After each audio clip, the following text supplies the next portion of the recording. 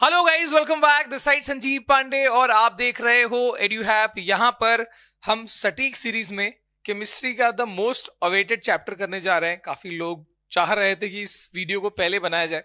ठीक है, carbon and it's compounds. ये सिर्फ 10th के लिहाज से नहीं, इसके बाद भी 11th-12th में भी अगर आप साइंस ले रहे हो तो ये ऑर्गेनिक केमिस्ट्री की बुनियाद, फाउंडेशन बनाता है। ठीक है, और अगर बात करें हम इस चैप्टर में पर्टिकुलरली जो पिछले 2-3 साल से नहीं था, वो IUPAC वो सब पार्ट भी यहाँ पर इंक्लूड करा गया है। ठीक है, तो मे बी आपको टारगेट 95 प्लस में जो चीज नहीं दिखी होगी वो यहाँ पर देखने को मिलेगी। तो आइए स्टार्ट करते हैं। और शुरू करने से पहले मैं आपको बता दूं कि जो भी यहाँ पर हम पढ़ाते हैं, इस लेक्चर के पढ़ाने के दौरान जो भी नोट्स क्रिएट होगा यहाँ पर लिखते समय, वो सब का सब आपको ऐप पर मिल जाएगा हमारे एड्यूहैप की। ठीक है, जिसको आप डाउनलोड कर सकते हो फ्री ऑफ कॉस्ट। वहां पर आप इस नोट्स को एक्सेस कर पाओगे। इसके अलावा वी हैव बहुत ही बेहतरीन सा एक हमारा जो एनुअल कोर्स होता है, एनुअल बैच होता है, जुनून बैच। ठीक है, जो कि सुपर अफोर्डेबल प्राइस में, ठीक है, आप live lectures, daily live lectures, premium notes और वीकली टेस्ट वहां पर और बहुत सारी चीजें। वैसे सटीक सीरीज में केमिस्ट्री का द मोस्ट अवेटेड चैप्टर करने जा रहे हैं। काफी लोग चाह रहे थे कि इस वीडियो को पहले बनाया जाए। ठीक है, कार्बन एंड इट्स कंपाउंड्स। ये सिर्फ 10th के लिहाज से नहीं, इसके बाद भी 11th-12th में भी अगर आप साइंस ले रहे हो तो ये ऑर्गेनिक केमिस्ट्री की बुनियाद, फाउंडेशन बनाता है। ठीक है, और अगर बात करें हम इस चैप्टर में पर्टिकुलरली जो पिछले 2-3 साल से नहीं था, वो IUPAC वो सब पार्ट भी यहाँ पर इंक्लूड करा गया है। ठीक है, तो मे बी आपको टारगेट 95 प्लस में जो चीज नहीं दिखी होगी वो यहाँ पर देखने को मिलेगी। तो आइए स्टार्ट करते हैं। और शुरू करने से पहले मैं आपको बता दूं कि जो भी यहाँ पर हम पढ़ाते हैं, इस लेक्चर के पढ़ाने के दौरान जो भी नोट्स क्रिएट होगा यहाँ पर लिखते समय, वो सब का सब आपको ऐप पर मिल जाएगा हमारे एड्यूहैप की। ठीक है, जिसको आप डाउनलोड कर सकते हो फ्री ऑफ कॉस्ट। वहां पर आप इस नोट्स को एक्सेस कर पाओगे। इसके अलावा वी हैव बहुत ही बेहतरीन सा एक हमारा जो एनुअल कोर्स होता है, एनुअल बैच होता है, जुनून बैच। ठीक है, जो कि सुपर अफोर्डेबल प्राइस में, ठीक है, आप live lectures, daily live lectures, premium notes और वीकली टेस्ट वहां पर और बहुत सारी चीजें वैसे वो आप ऐप पर देख पाओगे इन दी जुनून बैच। ठीक है, कोई भी आपको डिटेल अगर चाहिए तो आप इस नंबर पे व्हाट्सएप करके और इंक्वायर कर सकते हो। Now let me start with this chapter, जिसका नाम है carbon and it's compounds. Carbon and it's compounds, भाई साहब, इसमें हम ऐसा क्या है कार्बन में कि हम बाकी किसी एलिमेंट को इतना स्पेशली नहीं पढ़ रहे जितना हम कार्बन को पढ़ रहे हैं, तो वो पूरा देखेंगे अपन। ठीक है, उससे पहले हम इस कार्बन एटम पे नजर डाल लेते हैं कि भाई ये कार्बन एटम, जिसमें आप देख सकते हो कि 2 ऑर्बिट्स है। पहले ऑर्बिट में 2 इलेक्ट्रॉन, दूसरी ऑर्बिट में 4 इलेक्ट्रॉन एंड सो ऑन। ये चीजें हम देखेंगे, बट इन जनरल अगर हम बात करें तो atomic number of carbon is 6। Atomic number मतलब क्या होता है कि भाई उसके पास कितना प्रोटॉन और कितना इलेक्ट्रॉन्स है। तो कार्बन के पास प्रोटॉन्स भी 6 हैं, इलेक्ट्रॉन्स भी 6 हैं। ठीक है, एटॉमिक नंबर का मतलब नंबर ऑफ प्रोटॉन्स या फिर number of electrons, which is obviously equal. तो कार्बन का एटॉमिक नंबर 6 है। और एक और खास बात यह है कि भाई इसका नंबर ऑफ न्यूट्रॉन भी 6 है। तो अगर नंबर ऑफ न्यूट्रॉन भी 6 है, नंबर ऑफ प्रोटॉन भी 6 है, तो मास नंबर कितना हो गया? 6 + 6 12। तो यहां पर mass number of carbon becomes 12 because mass number is proton plus neutron का नंबर। ओके, अब बात करते हैं इलेक्ट्रॉनिक कॉन्फ़िगरेशन की। भाई अगर इसके पास 6 इलेक्ट्रॉन्स है इन टोटल कार्बन एटम के पास, तो 6 इलेक्ट्रॉन्स में से जो 2 इलेक्ट्रॉन है पहली ऑर्बिट में आ जाएगा, बचा हुआ 4 इलेक्ट्रॉन सेकेंड ऑर्बिट में आ जाएगा। ठीक है, इसी के साथ अगर हम बात करें तो अगर इसके आउटर मोस्ट ऑर्बिट में 4 इलेक्ट्रॉन है, तो अब ये 4 इलेक्ट्रॉन का मतलब वैलेंस इलेक्ट्रॉन 4 है। आउटर मोस्ट इलेक्ट्रॉन का मतलब नंबर ऑफ वैलेंस इलेक्ट्रॉन, तो दैट इज 4। और किसी एलिमेंट का अगर वैलेंस इलेक्ट्रॉन काउंट 4 होता है तो भाई साहब उसकी वैलेंसी भी क्या हो जाती है? 4। तो बेसिकली कार्बन एक ऐसा एलिमेंट है जिसकी वैलेंसी 4 है। ऐसे एलिमेंट को हम क्या कहते हैं? बिल्कुल सही, इसको हम क्या बोलते हैं? Tetravalent element. तो carbon is a tetravalent element. ठीक है, कार्बन की वैलेंसी 4 है, इसलिए ये एक टेट्रावैलेंट एलिमेंट है। अगर कोई एलिमेंट ऐसा है जिसकी वैलेंसी 1 है तो उसको हम बोलते हैं मोनोवैलेंट। अगर कोई ऐसा एलिमेंट है जिसकी वैलेंसी 2 है, उसको बोलते हैं अपन डाइवैलेंट। अगर कोई ऐसा एलिमेंट है जिसकी वैल्यू 3 है तो ट्राइवेलेंट, और अगर 4 है तो टेट्रावैलेंट। टेट्रा यानी 4, ठीक है। तो अब लेट्स मूव अहेड भाई। कार्बन में क्या ऐसा खास है, जैसे मैं बताया कि भाई कार्बन को हम अलग से क्यों पढ़ रहे हैं भाई, क्या ऐसा इंपॉर्टेंट है इसके अंदर। तो जितनी भी ऑर्गेनिक कंपाउंड्स है, यानी प्लांट्स, एनिमल्स, लिविंग ऑर्गेनिजम्स का जो भी उनका मॉलिक्यूल है, उनसे एसोसिएटेड जो मेजर मॉलिक्यूल्स हैं, जो ऑर्गेनिक कंपाउंड्स है, दे आर, उनका जो मेजर एलिमेंट है वो क्या है, कार्बन। तो चाहे प्लांट हो चाहे एनिमल हो, ये सब के सब मेजरली उनका जो एलिमेंट, सबसे मेन एलिमेंट जो उनके बॉडी में प्रेजेंट है वो कार्बन है। अगर हम मेजॉरिटी फ्यूल्स की बात करेंगे, चाहे मीथेन हो, चाहे एलपीजी हो, चाहे पेट्रोल हो, डीजल हो, केरोसिन हो, वुड हो, कोल हो, ये सब का सब किससे बना हुआ भाई, कार्बन से, ठीक है। आप चाहे एसिटिक एसिड की बात करो, या फिर इथेनॉल की बात करो, या फिर ग्लूकोज की बात करो, ये सब किससे बना हुआ है, कार्बन से। इवन आज के एज को हम प्लास्टिक एज बोलते हैं, इतना ज्यादा प्लास्टिक का इस्तेमाल होता है। प्लास्टिक का मेजर एलिमेंट क्या है भाई, कार्बन है। तो यानी कार्बन जो है वो सभी तरफ छाया हुआ है ऑलमोस्ट, वो इतने सारे कंपाउंड्स फॉर्म करता है ना, उसका तो कोई हद हिसाब नहीं है।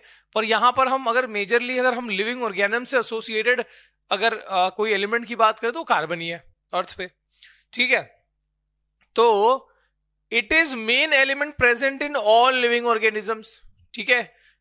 ऑलमोस्ट ऑल दी फ्यूल, ठीक है, almost all the fuel, not all the fuel, जैसे हाइड्रोजन भी फ्यूल है पर वो कार्बन से नहीं बना, ठीक है। तो मेजॉरिटी फ्यूल किससे बना हुआ है, कार्बन से बना हुआ है। इसके बाद other organic substances like carbohydrate, protein, fat, alcohol, vinegar, glucose etcetera, they all contain what, carbon, right. तो ये सब क्या कंटेन करते हैं, कार्बन कंटेन करते हैं। प्लास्टिक हैव कार्बन, ठीक है। अब यहां पर अगर हम देखिए तो भाई जितना भी पूरा बायोलॉजिकल वर्ल्ड बना हुआ है कार्बन से, मैंने तुमको ऑलरेडी बता दिया कि कितना इंपॉर्टेंट है। अब यहां पर हम ये देखेंगे कि कार्बन की जो सबसे खास बात है वो क्या है। एक तो ठीक है, मतलब क्योंकि हमसे बहुत जुड़ा हुआ है तो हम उसको कंसिडर कर रहे हैं, पर उसकी उस एलिमेंट की सबसे खास बात क्या है। तो what is the uniqueness of carbon. तो यूनिकनेस यहां पर मैंने दे दिया है कि that it can form almost infinite number of compounds. मतलब मेरे भाई कार्बन के ही सिर्फ अगर कंपाउंड की बात करो तो अगर मान लो मैंने ना 2 ग्रुप बना, दुनिया में जितने कंपाउंड्स है, इतने सारे 100 से ज्यादा एलिमेंट्स हैं, उसके जितने भी पॉसिबल कंपाउंड्स हैं उन सबको आप एक ढेर बनाओ, उसमें से सिर्फ ऐसे कंपाउंड को छांट के इस तरफ रख दो जो कार्बन जिसके अंदर है, और बाकी जितने एलिमेंट्स हैं उनके जो भी कॉम्बिनेशन से कंपाउंड बने उनको छांट के दूसरी तरफ रख दो। तो व्हाट यू विल फाइंड कि कार्बन कंपाउंड्स का number is still exceeding the non carbon compounds का नंबर। मतलब मैं बोल रहा हूं 100 से ज्यादा एलिमेंट्स है, उसमें से एक एलिमेंट है कार्बन, और कार्बन रहने वाला, मतलब उसमें बाकी सब भी हो सकता है, लेकिन ऐसा कंपाउंड जिसमें कार्बन हो एटलीस्ट, तो ऐसे कंपाउंड्स को मैं कार्बन कंपाउंड बोल रहा हूं। बाकी जिसमें कार्बन नहीं है वो नॉन कार्बन कंपाउंड। तो कार्बन इतने सारे कंपाउंड्स फॉर्म करता है कि भाई उसका नंबर नॉन कार्बन कंपाउंड से ज्यादा आता है। सो कार्बन की सबसे बड़ी यूनिकनेस, सबसे बड़ी खास बात वो यही है कि इट इज हैविंग दैट वरदान, दैट बून, है ना। इसके पास एक ऐसी शक्ति है कि भाई वो इतने सारे कंपाउंड्स फॉर्म कर सकता है, ठीक है। बाकी किसी एलिमेंट में ये खूबी नहीं है, और इसलिए ये एलिमेंट थोड़ा सा खास हो जाता है, और हम इस चैप्टर में 10th में पढ़ रहे हैं। अब अगर ये यूनिक है तो इसकी कोई तो खास बात होगी। तो इसकी एक नहीं 4 खास बात है, 4 रीजन है जो हम यहां पर देखने वाले हैं। फिलहाल मैं जो बता रहा था, number of carbon compounds is even greater than non carbon compounds, ठीक है। और कार्बन कंपाउंड्स को पढ़ने के लिए, इनफैक्ट जितने भी ऑर्गेनिक कंपाउंड्स हैं उनको पढ़ने के लिए, ठीक है, अलग ही ब्रांच ऑफ केमिस्ट्री बनाई गई है जिसको हम क्या बोलते हैं, ऑर्गेनिक केमिस्ट्री। केमिस्ट्री के मेजर कितने पार्ट्स है, 3 केमिस्ट्री की ब्रांचेस है जो तुम 10th के बाद पढ़ोगे। एक ऑर्गेनिक केमिस्ट्री है, एक इनऑर्गेनिक केमिस्ट्री है, एक फिजिकल केमिस्ट्री है। तो यहां पर हम किसकी बात कर रहे हैं, ऑर्गेनिक केमिस्ट्री जो होगा, जो कार्बन से पूरा कार्बन के ऑर्गेनिक कंपाउंड्स को डील करता है, वो अलग से ही बनाया गया भाई, इतने ज्यादा कंपाउंड्स ही फॉर्म करता है, ठीक है। यहां पर आप देख लो भाई, कुछ एग्जांपल्स दिए जैसे मीथेन हो गया CH4, ethane is C2H6, propane is C3H8, butane is C4H10। तो ये सब चीजें हम खैर आगे सीखेंगे चैप्टर में, ठीक है। Let's move ahead. और यहां पर मैं बताऊंगा कि भाई इतने सारे कंपाउंड्स कैसे फॉर्म कर पाता है, what is the reason for this versatile nature of carbon, so reason behind this uniqueness कि भाई इतने सारे कंपाउंड क्यों फॉर्म कर पा रहा है। तो 4 मेजर रीजंस है, इनके नाम पहले आप ध्यान रख लो। Tetra covalency, catenation, polymerisation, isomerism. So these are the 4 main reasons. फिर से मैं बता रहा हूं, tetra covalency, catenation, polymerisation, isomerism, ठीक है। आप बोलोगे सर टेट्रावेलेंसी तो पढ़ा है हमने, टेट्रावेलेंसी पढ़ा है, टेट्रा कोवेलेंसी अलग है। और देखो इन सब में से ये जो प्रॉपर्टी है ना, ये सिर्फ और सिर्फ कार्बन एलिमेंट के पास ही है। मतलब टेट्रा कोवेलेंसी और कोई पोजेस नहीं करता। ये कुछ और एलिमेंट्स में हो सकता है ये प्रॉपर्टीज है जो भी है, पर टेट्रा कोवेलेंसी ये सिर्फ और सिर्फ कार्बन के पास है, एक्सक्लूसिव प्रॉपर्टी है कार्बन की, ठीक है। सो मैं आपको थोड़ा सा अगर आइडिया देना चाहूं, पर जैसे कि हम पढ़ेंगे वैसे सब हर एक को एक एक पढ़ेंगे। टेट्रा कोवेलेंसी की अगर हम बात करें, टेट्रा यानी क्या होता है, टेट्रा का मतलब 4 होता है, अभी बताया था मैंने। कोवेलेंसी का मतलब, कोवेलेंट कंपाउंड का मतलब, कोवेलेंट बॉन्ड का मतलब ऐसा कंपाउंड, ऐसा बॉन्ड जो शेयरिंग ऑफ इलेक्ट्रॉन से बना हुआ है। तो टेट्रा कोवेलेंसी का मतलब कि ऐसे कार्बन की वैलेंसी 4 है और वो शेयरिंग ऑफ इलेक्ट्रॉन शेयर करके वो कंपाउंड बनाता है। पर इसको और कंपल्शन डालो कि कार्बन की वैलेंसी 4 है और वो सिर्फ और सिर्फ कोवेलेंट कंपाउंड बनाता है। यानी सिर्फ वो कंपाउंड्स कैसे बनाता है, only by sharing of electron, not by transfer of electron. ना किसी को इलेक्ट्रॉन देता है ना लेता है, इलेक्ट्रॉन शेयर करता है। So the property in which element has valency 4 and it is having the tendency to only form compound by sharing of electron, only form covalent compound, इसको टेट्रा कोवेलेंसी बोलते हैं, ठीक है। And carbon possess this property. मैं इसी को आगे बढ़ाऊंगा, उसमें रीजन बताऊंगा क्यों होता है, एंड इवन ये सारी चीजें भी देखेंगे अपन। So let's begin with tetra covalency. What is this? It's valency is 4 and it can form compounds by sharing of electrons only by sharing of electrons। यानी कार्बन की वैलेंसी क्या है? 4। और ये सिर्फ कौन से कंपाउंड बना सकता है? Only covalent compound. कार्बन की वैलेंसी 4 है और ये सिर्फ और सिर्फ कोवैलेंट कंपाउंड्स ही बना सकता है। It can only form compound bye covalency, right. उसके बाद आता है कोवैलेंट बॉन्ड। कोवैलेंट बॉन्ड क्या होता है भाई? बता दिया मैंने। अब यहां पर atomic number of carbon is 6, electronic configuration 2,4। It requires 4 electron to achieve the inert gas electronic configuration, but carbon can not form, यहां पर देखो, carbon can not form ionic bond. मतलब आयोनिक या इलेक्ट्रोवायलेंट कौन सा होता है? जो ट्रांसफर, इलेक्ट्रॉन गेन या लूज कर सकता है। पर यहां पे क्या बोला है? कार्बन की वैलेंसी 4 है, पर इसकी दिक्कत यह है कि ये सिर्फ और सिर्फ शेयरिंग ऑफ इलेक्ट्रॉन कर सकता है, इलेक्ट्रॉन का आदान प्रदान नहीं कर सकता। वो ना तो दे सकता है इलेक्ट्रॉन, ना ही वो ले सकता है। तो हम इसका रीजन भी समझेंगे कि भाई ऐसी क्या ही दिक्कत है कार्बन में। 2,4 है तो भाई इसको स्टेबल बनने के बहुत तरीके हैं।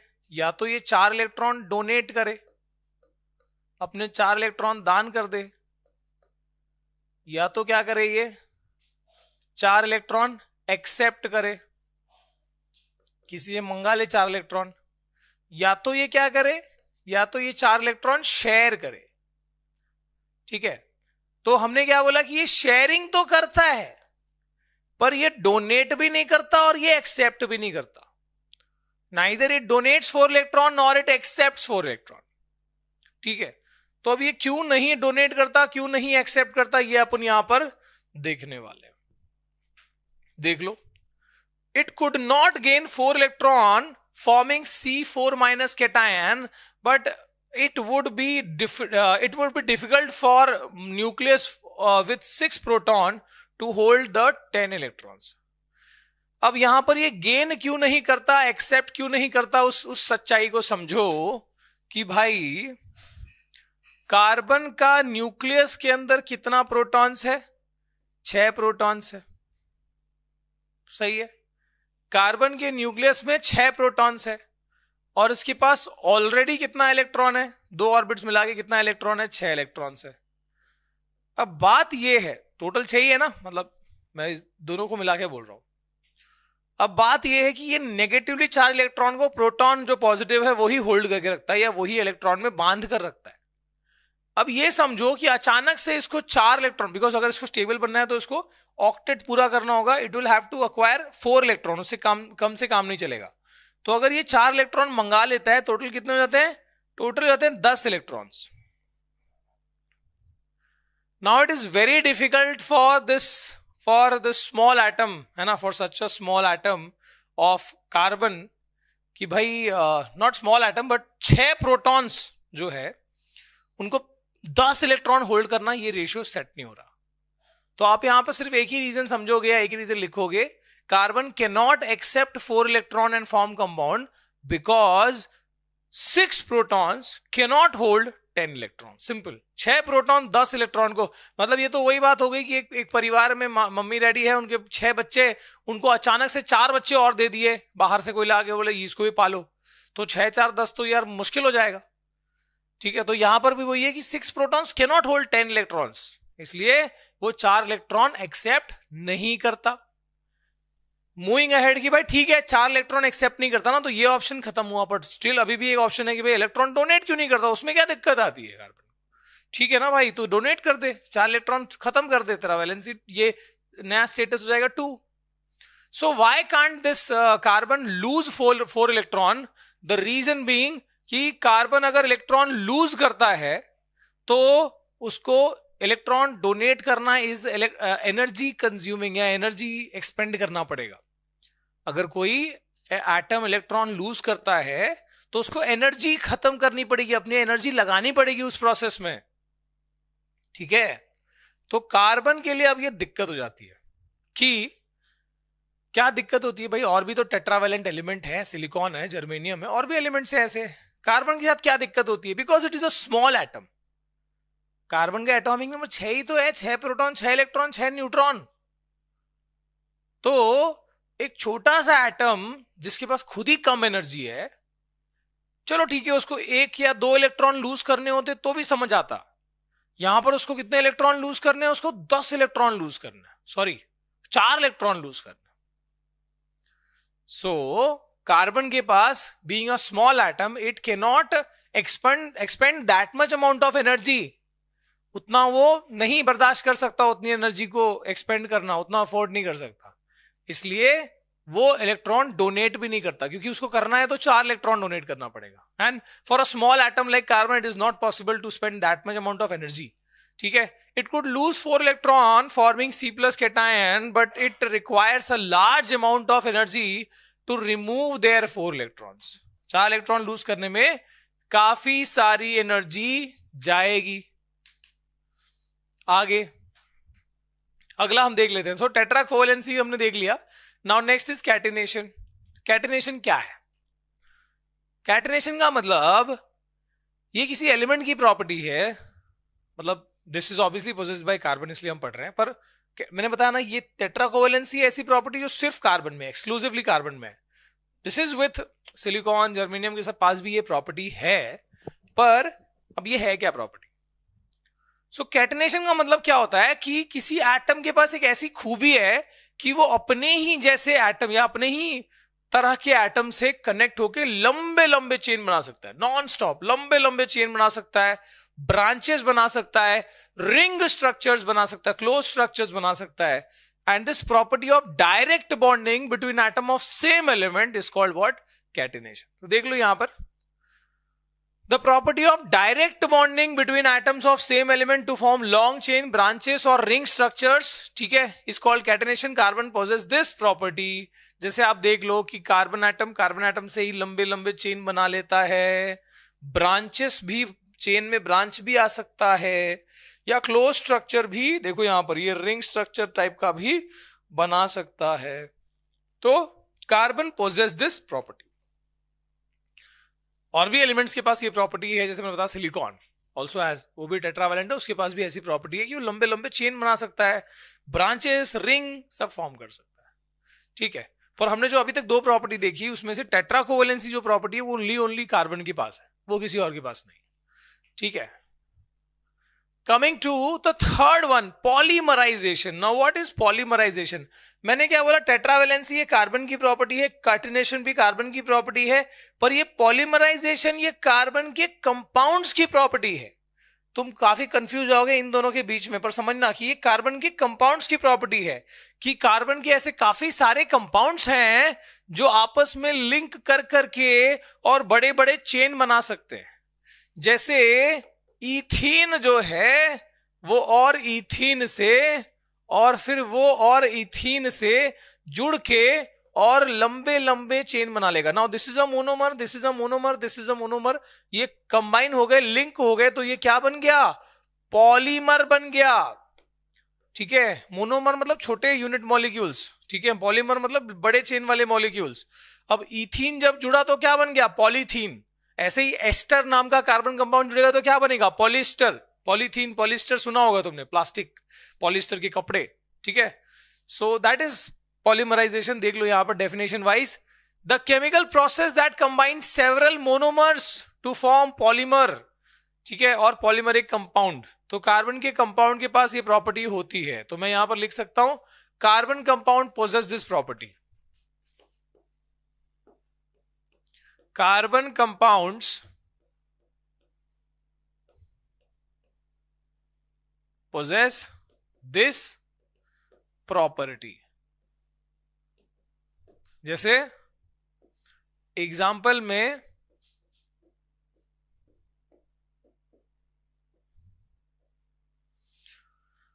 ऐसे अगर हमने n number of ethene molecules लिए, क्या है ये? Ethene, n number of ethene molecules लिए, पॉलीमराइजेशन अगर कराया तो क्या हो जाएगा भाई? वो क्या बन जाएगा? It will form polythene. क्या बन जाएगा? वो पॉलीथीन बन जाएगा। ऐसे ही सेकंड एग्जांपल मान लो एस्टर। एस्टर का फॉर्मूला तुम चेक करके बताओगे क्या है? एस्टर बनाता है पॉलिस्टर। ठीक है, तो देख लो यहां पर एक स्ट्रक्चर बेसिक बताया गया इथीन से पॉलीथीन वाला। तो कार्बन के ऐसे नहीं कि सिर्फ ये दो ही एग्जांपल है, कार्बन के ऐसे कई सारे कंपाउंड्स है जिनमें ऐसी प्रॉपर्टी है कि भाई वो आपस में लिंक होकर नए कंपाउंड बना सकते हैं। तो हम क्या पढ़ रहे हैं? कार्बन इतने सारे कंपाउंड कैसे बना लेता है? कारण देख लो। पहला जो कारण है अपन ने जो टेट्रा कोवेलेंसी पढ़ा, तो आप ये समझो कि नेचर ने कार्बन को एक चीज कम दी है तो दूसरी चीज ज्यादा दी है। क्या कम दिया है?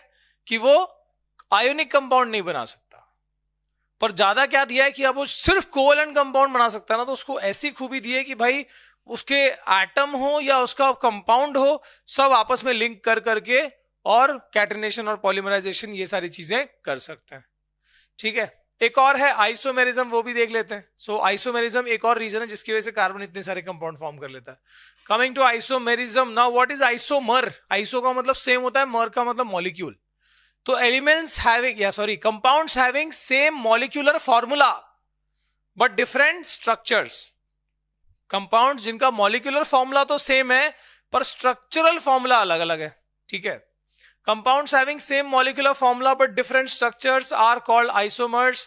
ठीक है, and this property is called isomerism। और कार्बन के कंपाउंड्स के पास ये प्रॉपर्टी होती है, जो नॉट जस्ट सीधे एग्जाम्पल, जैसे मान लो मैं एक एग्जाम्पल लिखता हूं यहां पर, पेंटेन। अब देखो पेंटेन इज C5H12। अब यही मॉलिक्यूलर फॉर्मूला के मैं तुमको 3 एग्जाम्पल दिखाऊंगा कि पेंटेन में ही मैं 3 टाइप के स्ट्रक्चर बना सकता हूं। एक 1 2 3 4 5। ठीक है, 5 कार्बन और बचा हुआ बॉन्ड किससे पूरा होगा? हाइड्रोजन से। सो देखो ये C5H12 है, काउंट कर लो। नाउ दिस इज, और हर कार्बन का 4 बॉन्ड पूरा है, हाइड्रोजन मोनोवैलेंट है तो 1 बॉन्ड पूरा है। तो जस्ट सी दिस कि भाई ये पेंटेन है C5H12। अब मैं C5H12 का ऐसा भी अरेंजमेंट बना सकता हूं कि भाई दिस इज 4 कार्बन बना दिया और यहां पर एक C लग दिया। अब देखो ये वाला भी क्या हो गया आपका, हर कार्बन के 4 बॉन्ड्स बनाने हैं, मैं वो फुलफिल करता हूं विथ हाइड्रोजन। और आप देख सकते हो कि दिस इज ऑल्सो C5H12, ये भी C5H12 है। इसके अलावा अगर मैं और लिखूं तो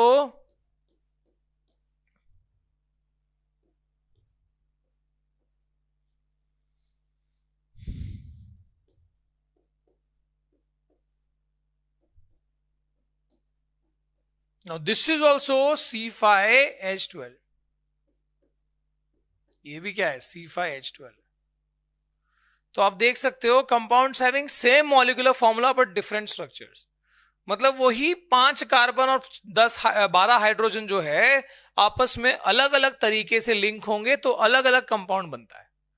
भाई क्यों ना इतने कंपाउंड्स कार्बन बनाए, इतने सारे वरदान मिले हैं उसको कि वो कैटिनेशन भी कर सकता है, उसके कंपाउंड्स आपस में पॉलीमराइज भी हो सकते हैं, और फिर आइसोमेरिज्म की खूबी भी है उसके अंदर। ठीक है, तो आपको एक होमवर्क और दूंगा मैं कि draw the possible isomers of hexane. ठीक है, जैसे कि अगर मतलब कार्बन को मैंने इधर नीचे नहीं ऊपर बनाया होता तो वो अलग कंपाउंड नहीं बन जाता, इट वाज यही होता। या इसको मैं इधर लिख देता तब भी वो अलग नहीं हो जाता, क्योंकि वो एनी हाउ यहां भी सेकंड नंबर पे, इधर से भी सेकंड नंबर पे होता, तो वो अलग कंपाउंड नहीं बनता। तो यहां पर जैसे 3 आइसोमर्स पॉसिबल है, तुमको हेक्सेन के पॉसिबल आइसोमर्स ड्रॉ करने हैं। This is your homework. ठीक है, अभी भी ट्राई कर सकते हो। आगे चलते हैं, टाइप्स ऑफ कोवेलेंट बॉन्ड। तो जो शेयरिंग ऑफ इलेक्ट्रॉन करके जो बॉन्ड्स बनते हैं उसको कोवेलेंट बॉन्ड कहते हैं, वो अपन ने देखा। उसका भी 3 टाइप है, single covalent bond, double covalent bond और ट्रिपल कोवेलेंट बॉन्ड।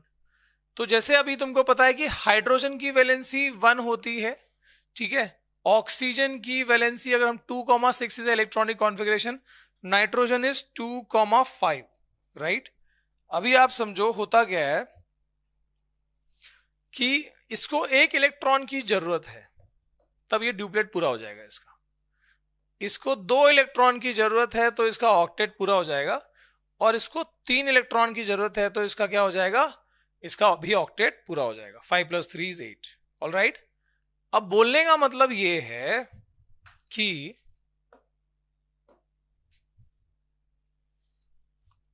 जब हाइड्रोजन को एक ही इलेक्ट्रॉन चाहिए ना, तो जब वो शेयरिंग करता है ना, मान लो जब एक हाइड्रोजन दूसरे हाइड्रोजन से शेयरिंग कर रहा है, इलेक्ट्रॉन की शेयरिंग कर रहा है, तो क्या करता है, 1 पेयर ऑफ इलेक्ट्रॉन शेयर करता है। For example